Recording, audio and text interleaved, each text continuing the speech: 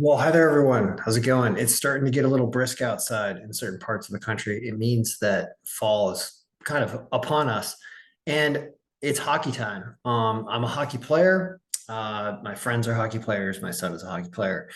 Everybody loves hockey where I come from, and I have the NHL algorithm here. And it's preseason right now. And it's not going to be really valuable at all right now because what's going on in the preseason is all the different teams are shuffling around and trying people out. And really, all of last year's stats don't mean very, very much in preseason. One thing I like to do in preseason is actually bet unders in the games because people are trying so hard that they don't want to make mistakes that you almost get a playoff type scoring scenario where a lot of the games stay under. It's happening tonight, happened a couple nights ago. I think every game was 5 or under. And so that can happen. But more of this video is I want to talk about the NHL algorithm. And this is one where I update it every day because I enjoy it. I love watching hockey and playing and everything. So it's one of those where I really enjoy it and have a lot of fun with this algorithm as opposed to some of the other ones like baseball where I can't stomach doing baseball all the time. But hockey's a blast. So let's talk about last year. Let's talk about looking through this file and understanding what it's doing because as I tried to craft a thing that projects hockey, I actually had a lot of difficulty with hockey, even more so than other sports like football and baseball and college basketball, especially. Those ones were super easy. NBA was ridiculously easy. Hockey has been more difficult, and it's because in hockey there are bounces that can go one way or another. Something can go off a post and not in, and it changes the outcome of a game dramatically. It can be a very defensive game.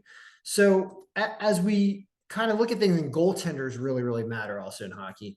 So I've incorporated it into the projections. I mean, if we look at last year as a whole, it looks like we've got in here um, many, many, many days of probably almost the entire season last year. Looks like we have from October 12th. So this looks like the whole season. So let's see what we did the entire year up until, let's call this May 21st. Looks like it was apparently we had a 0.5. I don't know how that happened. No, that's probably a game that's broken. So about 780 and 491. That's a 61% win percentage. Let's not look at the very, very, very beginning also. Let's get rid of like all the way the first month or so because we didn't have many stats and I don't know what kind of stats I'm looking at. Still about 63% win percentage. And what is it doing? Like what kind of scores is it giving you?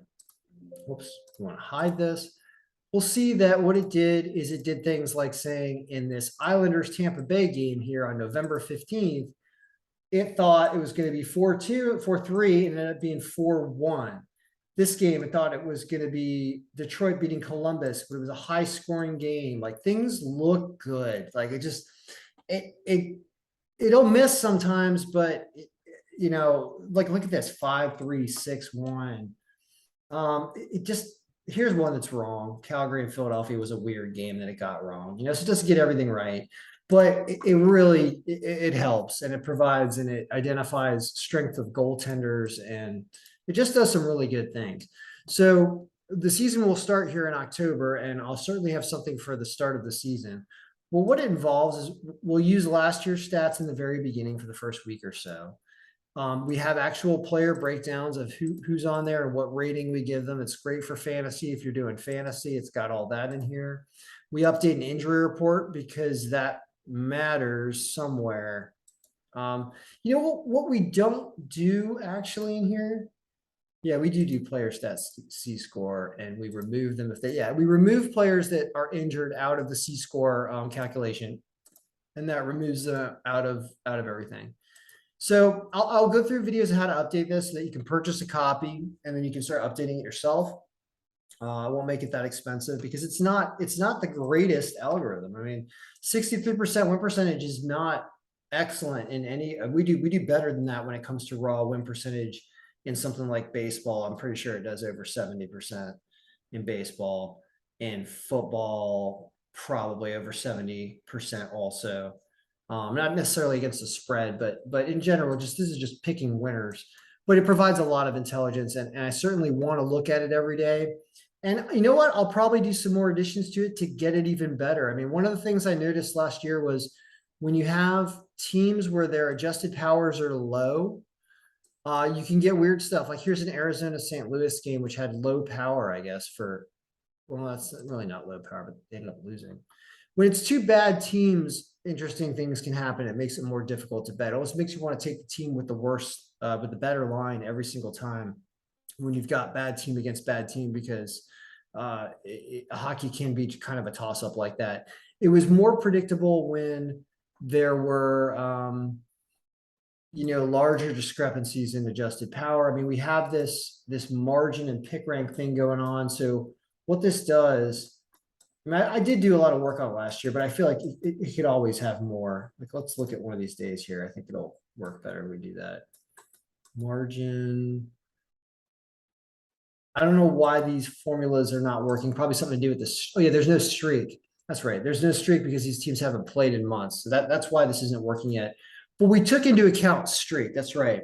So we took into account how hot a team is playing. It's almost like, even like sicknesses and stuff go through a locker room. Like people, everyone on the team will get the flu or something because it spreads around because you're out sweating and spitting on each other in the middle of the ice all the time, and everybody gets sick. So there's something that has to do with streaking hockey teams, and if a team is playing well, they're on the healthy side of things, and that shows itself in consecutive game wins and stuff.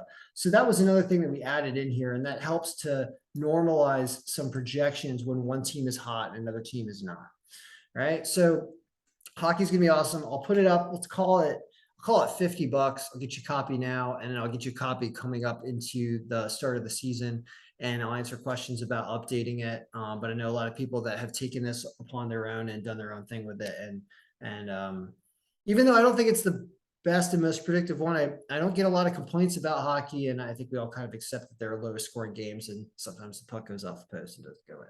So, all right, guys, good luck, everyone. May all your picks be winning. Watch some NHL. I would say bet some unders in the preseason. It's working so far. See if it continues. All right, good luck. May all your picks be winning.